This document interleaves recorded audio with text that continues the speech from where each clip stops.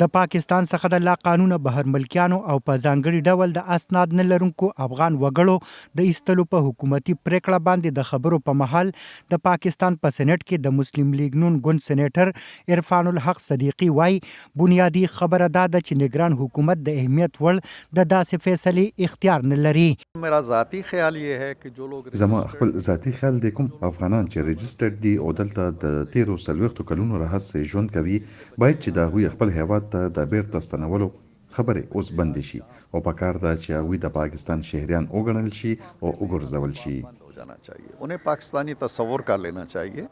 د بلوچستان صوبې د اطلاعات او نگران وزیر جان اچکزی تیر ورځ کراچۍ ښار کې د خبري کانفرنس په مهال دعوه کړې وه چې نگران حکومت به د ریاستي فیصلې تر مخه له هیواده د لا قانونه بهر ملکیانو د ایستلو وروستو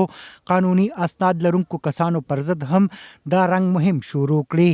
لدې مخکې د پاکستان نگران وزیر اعظم انوار الحق کاکړ د نومبر په 8 نیټه تور پورې کړی و چې ګني په افغانستان د طالبانو د بیا واکمنېدو سره پاکستان کې ترهګریزو پیښو کې 80% زیاتوالی راغلی دی. نوموړي دعوه کړې وه چې تحریک طالبان پاکستان د دې تاوتریخوالي ذمهواره ډله ده چې د افغانستان د خاورې په کارولو سره پاکستان کې بریدونه کوي. د افغان طالبانو د اسلامي امارت ویان ذبیح الله مجاهد ویلو د پاکستان دننه د امنیت ساتل د دوی ذمہواری نه ده. پاکستان د خپل ستونزې په خپل هواري کړي او د خپل ناکامو ذمہوار د افغانستان نه بولي. موږ پوینټ اف ویو دا ده موږ د سلويش کال څخه د لیو سه د دې د لی په پاکستان کې د زوینه جوړ کړي کم از کم دنیا مولت خور کې سبب ملک لذي خپل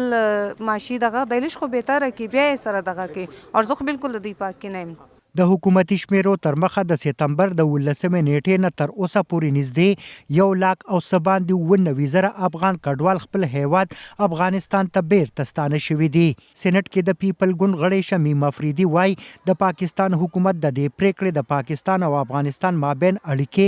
لا پسې خرابې کړې دي. ټول حکومتونه چلیدو څلوېښت کاله افغان مو ورونه وو افغان مو بھائی وو افغان دې مو مهمانانو اوس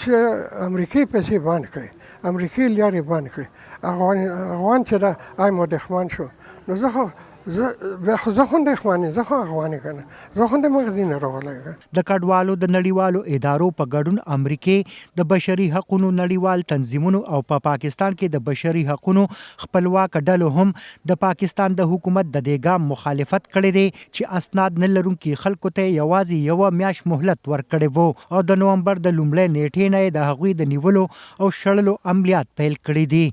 ارشد حسین، وایس اف امریکا، ډیوا، اسلام آباد.